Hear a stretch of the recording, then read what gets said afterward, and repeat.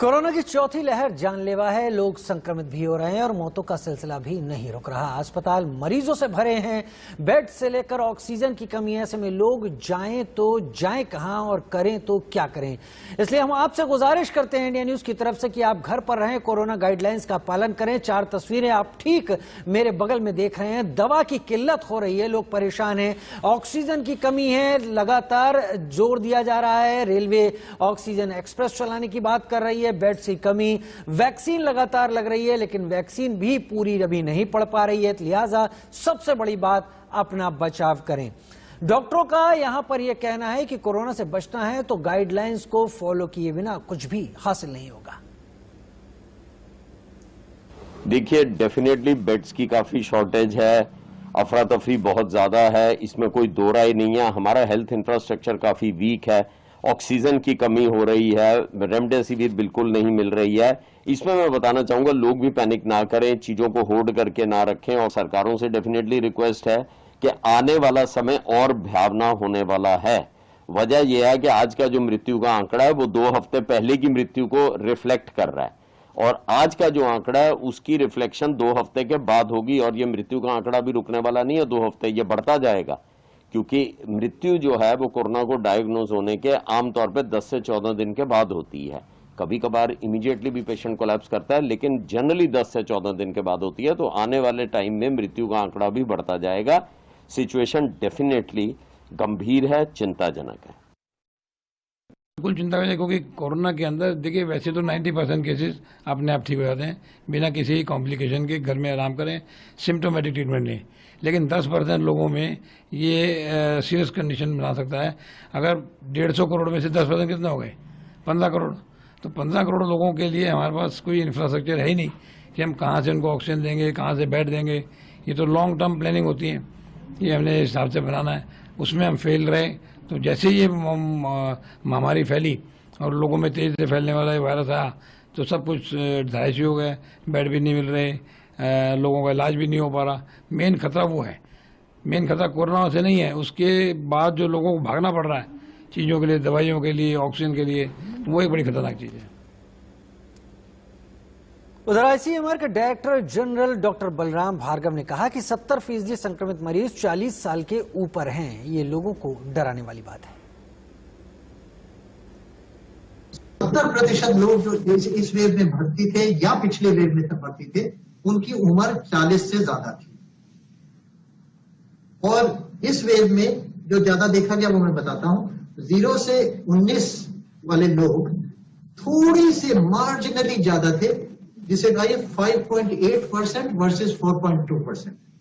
और 30 से 40 वाले भी 25.5% वर्सेस 23.7%। तो बहुत मार्जिनल डिफरेंस था। मगर ये एम्फसाइज करने वाली बात है कि 70% से ज्यादा दोनों वेव्स में 40 की उम्र से ज्यादा थे। कोरोना के तमाम खतरे के बीच सबसे बड़ी खबर आज दिल्ली से आई, जहां पर मुख्यमंत्री अरविंद केजरीवाल ने अगले 6 दिनों के लिए लॉकडाउन लगाने का ऐलान किया। लेकिन लॉकडाउन लगाने की स्थिति क्यों बनी, इनसाइड स्टोरी क्या है, ऐश्वर्या जैन के जरिए जानते हैं।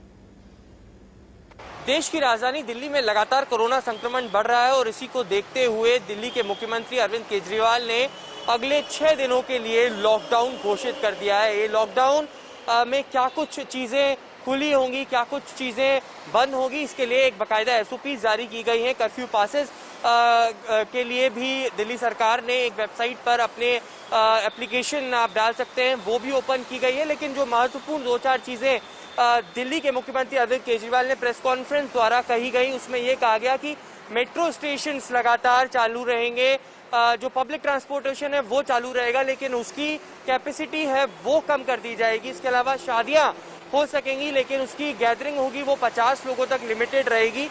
इस वक्त हम दिल्ली के एक मेट्रो स्टेशन पर मौजूद हैं और क्योंकि कल से लगातार लॉकडाउन होगा अगले 6 दिनों के लिए, इसको देखते हुए अब यहाँ पर पहले से ही लोग कम आ रहे हैं। हालांकि सड़कों पर आज के दिन ट्रैफिक जरूर नजर आ रहा है, लेकिन आने वाले 6 दिनों के लिए पूरी तरीके से पब्लिक प्लेसेस को, सोशल गैदरिंग्स को बंद कर दिया जाए। ऐश्वर्या जैन की रिपोर्ट आपने देखी। दिल्ली में हालात क्या हैं वो आपने जाने। दिल्ली के लॉकडाउन के ऐलान के बाद सबसे ज्यादा जो परेशानी है वो दिल्ली और एनसीआर के पूरे इलाके पर है। हमारे साथ राहुल गौतम ज्यादा जानकारी के साथ लाइव इस वक्त जुड़ रहे हैं। राहुल, एक सिलसिला लगातार चला है, एक के बाद एक दिल्ली में मामले बढ़ते चले गए। क्या बात सबसे ज्यादा दिल्ली सरकार के सामने रही जिसके चलते दिल्ली सरकार को मजबूर होना पड़ा कि इसके अलावा अब कोई उपाय नहीं बचा है, केवल यही हालत, लॉकडाउन की स्थिति ही दिल्ली को इन तमाम बुरे हालात से बचा सकती है? देखिए, मैं कुछ नंबर रखना चाहूंगा दर्शकों के पास। एक फरवरी को दिल्ली के अंदर 2000 से भी कम एक्टिव केस थे कोरोना वायरस के, और पिछले 24 घंटे के अंदर दिल्ली के अंदर 25,000 केस आ चुके हैं। पिछले 6 दिनों के अंदर अगर हम बात करें तो 1 लाख से ज्यादा दिल्ली के अंदर मामले आ चुके हैं कोरोना के। इसका साफ तौर पे ये मतलब है कि दिल्ली के अंदर जो कि तैयार नहीं थी इतनी बड़ी वेव के लिए, वहां पर बहुत ज्यादा प्रेशर आ गया है स्वास्थ्य सेवाओं पर, हेल्थ केयर सिस्टम पर, जिसकी वजह से ये पूरी की पूरी जो समस्या है वो अब खड़ी हो चुकी है। मैं आपको एक बात और बताना चाहूंगा कि दिल्ली के अंदर जब अरविंद केजरीवाल कल प्रेस कॉन्फ्रेंस कर रहे थे तो 100 से भी कम बेड बचे थे। उसका साफ तौर पे कहना था कि दिल्ली में ऑक्सीजन की कमी है, वेंटिलेटर्स की कमी है, बेड्स की कमी है, दिल्ली के अंदर लोगों को रेमडेसिविर इंजेक्शन नहीं मिल पा रहा है, फेविफ्लू नाम की दवाई नहीं मिल पा रही है जो कि इमरजेंसी ड्रग है। ऐसे में उनके पास कुछ ज्यादा हालात, कुछ ज्यादा ऑप्शंस बचते नहीं थे सिवाय इसके कि पूरी तरीके से दिल्ली को बंद कर दिया जाए। आज रात 10 बजे से लेकर अगले सोमवार सुबह 5 बजे तक दिल्ली पूरी तरीके से बंद रहेगी। केवल आवश्यक सेवाएं जिनको हम एसेंशियल सर्विसेज कहते हैं, सिर्फ उनको अलाउ किया गया है। सरकारी कर्मचारियों और भी तमाम चीजें जानेंगे क्योंकि इस लॉकडाउन के ऐलान में तमाम और ऐसी बातें हैं राहुल जो कि जनता के जानने के लिए हैं। आप बने रहिए हमारे साथ। हम बात करते हैं दिल्ली में लॉकडाउन का जब ऐलान हुआ उसके बाद सबसे ज्यादा भीड़ अगर कहीं देखी गई तो वो शराब की दुकानों पर, मॉडल शॉप के आगे लोगों की बड़ी तादाद थी। जल्दी से जल्दी लोग शराब खरीदने की होड़ में दिखे। इस दौरान अधिकतर जगह सोशल डिस्टेंसिंग टूटती हुई भी दिखी। अब सवाल ये उठता है, क्या जिंदगी से जरूरी शराब हो चुकी है? हफ्ते के लिए बंद रहेगा लॉकडाउन। पिछली बार भी लॉकडाउन में हमने 2,000 की विस्कियां खरीदी हैं। ये सिस्टम पहले हफ्ते 10 दिन पहले बताते तो लोगों को इतनी भीड़ भाड़ के मार गिरना पड़ती। तो ये 2-4 दिन के बाद बंद करना था, पहले बताना था कि भाई ये दुकान बंद रहेगी। लॉकडाउन में ऐसे खोले रखें, ये तो बाद में फिर भीड़ होनी है। अभी तो लोग आ रहे हैं घरों से निकल के, कुछ लोगों को पता है, कुछ को नहीं पता। जिसे पता चलेगा और ज्यादा भीड़ होनी है, इसलिए लोगों को सहूलियत के लिए कुछ ना कुछ इनका भी करा जाए। हम तो कहेंगे लॉकडाउन में दुकानें खाने पीने खुली है, भी खुली रहे, पीने की चीजें हैं। 2 घंटे से भैया दारू की लाइन। 6 दिन का लॉकडाउन है सर, बहुत अच्छा फैसला है। ये तो लॉकडाउन लगना है तो भीड़ तो बढ़नी है। हम लेने आए एक बोतल 2 पौवे, इसलिए लेने आया कि ये अल्को इसमें इंजेक्शन फायदा नहीं करेगा, ये अल्को फायदा करेगी। हाँ, ये जितनी दारू बिकती है उतने बंदे सही रहेंगे जो शराबी है। दिल्ली में लॉकडाउन लग गया है तो शराबियों को फर्क पड़ेगा। अजीब सी स्थिति हो गई है जहां पर लोग इस बात को कहने से हिचक नहीं रहे कि शराब या अल्कोहल कहीं ज्यादा फायदा करेगी इस समय। राहुल गौतम मेरे साथ लगातार इस वक्त जुड़े हुए हैं। राहुल, इस लॉकडाउन का ऐलान भले मुख्यमंत्री अरविंद केजरीवाल ने आज किया हो, लेकिन कहीं बहुत अंदेशा सबको था कि ये लॉकडाउन हकीकत में आ सकता है अगर दिल्ली को बचाना है, दिल्ली की सेहत को बचाना है। लेकिन उसके उलट अगर शराब की दुकानों पर इस तरह से भीड़ टूटेगी तो हम कहीं बहुत उस तमाम सोशल डिस्टेंसिंग को तो पूरी तरीके से अवॉइड करते हुए दिखाई पड़ रहे हैं। कहीं कुछ ऐसा होता नहीं दिख रहा है जो कि लगे जहां सोशल डिस्टेंसिंग है। देखिए, बड़ी अजीब स्थिति है और बड़ी विडंबना की बात है कि एक तरफ दिल्ली के अंदर लोगों को इंजेक्शंस नहीं मिल पा रहे हैं, अस्पतालों में बेड नहीं है, ऑक्सीजन सिलेंडर्स नहीं है, वेंटिलेटर्स नहीं है, और दूसरी तरफ दिल्ली के ही लोग जो हैं वो बाकायदा लाइन लगा के शराब की दुकानों के बाहर खड़े हैं, घंटों घंटों इंतजार कर रहे हैं।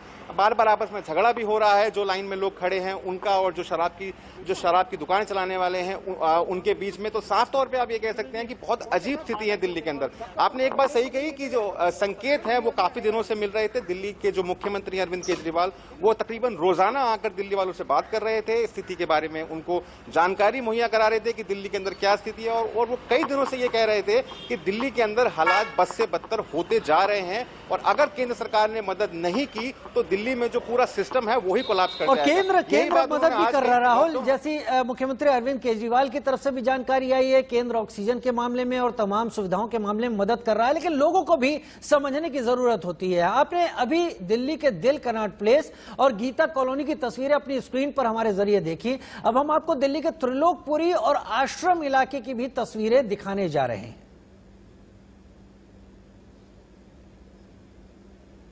बहुत लंबी लाइन है, कोई सोशल डिस्टेंसिंग नहीं है।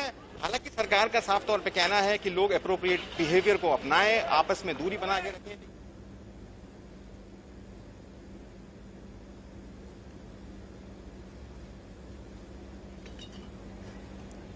त्रिलोकपुरी दिल्ली और आश्रम दिल्ली, दो तस्वीरें हम आपको और दिखा रहे हैं और ये दो तस्वीरें देखिए।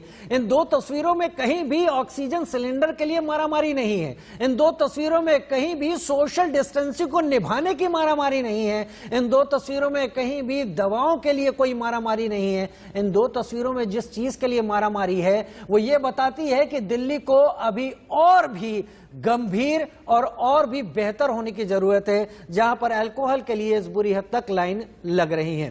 अब हम आपको एक महिला का वो बयान एक बार फिर आपको सुनवा देते हैं, जिसमें वो कह रही है कि दवा से ज्यादा शराब की जरूरत है।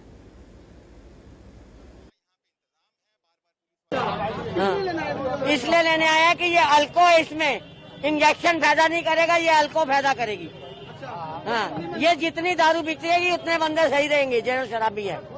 दिल्ली में लॉकडाउन लग गया है तो शराबियों को फर्क पड़ेगा।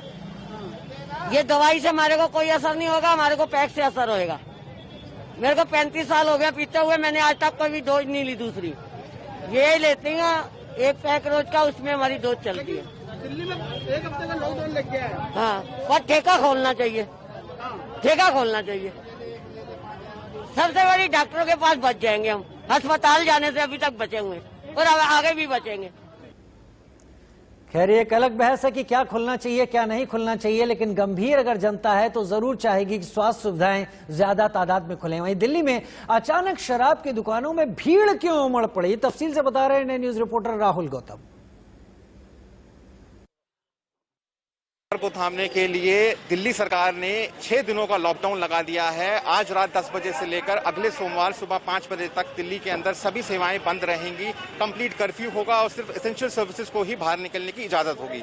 लेकिन जब से ये खबर बाहर आई है उसके बाद से ही लगातार जितनी भी शराब की दुकानें हैं उनके बाहर जबरदस्त भीड़ देखी जा रही है। मैं अभी मौजूद हूँ आश्रम चौक के पास और वहां पर एक शराब की दुकान के बाहर का ये नजारा है, आप देख सकते हैं। बहुत लंबी लाइन है, कोई सोशल डिस्टेंसिंग नहीं है। हालांकि सरकार का साफ तौर पे कहना है कि लोग एप्रोप्रिएट बिहेवियर को अपनाएं, आपस में दूरी बना के रखें, लेकिन कम से कम इस ठेके पर तो हमें ऐसा कुछ भी देखने को नहीं मिल रहा है। लोग घंटों घंटों इंतजार कर रहे हैं अपनी बारी का। इस शराब की दुकान के साथ में ही एक और शराब की दुकान है और वहां पर भी जबरदस्त भीड़ है, उतने ही लोग वहां पर भी अपनी बारी का इंतजार कर रहे हैं। पुलिस का यहाँ पे इंतजाम है, बार बार पुलिस वाले यहाँ पर आते हैं और देखते हैं कि जो व्यवस्था है वो पूरी तरीके से जो है वो चाक चौबंद है या नहीं है, क्योंकि रुक रुक कर यहाँ पर आपस में जो है जो लोग यहाँ पर खड़े हैं लाइन में उनके बीच में झगड़ा हो रहा है। जो लोग वहाँ पे शराब बेच रहे हैं उनके बीच में भी इन लोगों के साथ में झगड़ा हो रहा है। तो साफ तौर पे आप ये कह सकते हैं कि दिल्ली के अंदर बड़ी अजीब स्थिति है कि एक तरफ तो दिल्ली के अंदर बेड्स नहीं है, इंजेक्शंस नहीं है, लोगों को ऑक्सीजन नहीं मिल पा रहा है और दूसरी तरफ जो ठेके हैं उनके बाहर जबरदस्त भीड़ है। उनके बाहर ना सोशल डिस्टेंसिंग का कोई पालन हो रहा है और लोग सिर्फ शराब जमा करने के लिए लाइनों में लगे हुए हैं। मैं राहुल गौतम, विजय मनीष खेर के साथ इंडिया न्यूज के लिए।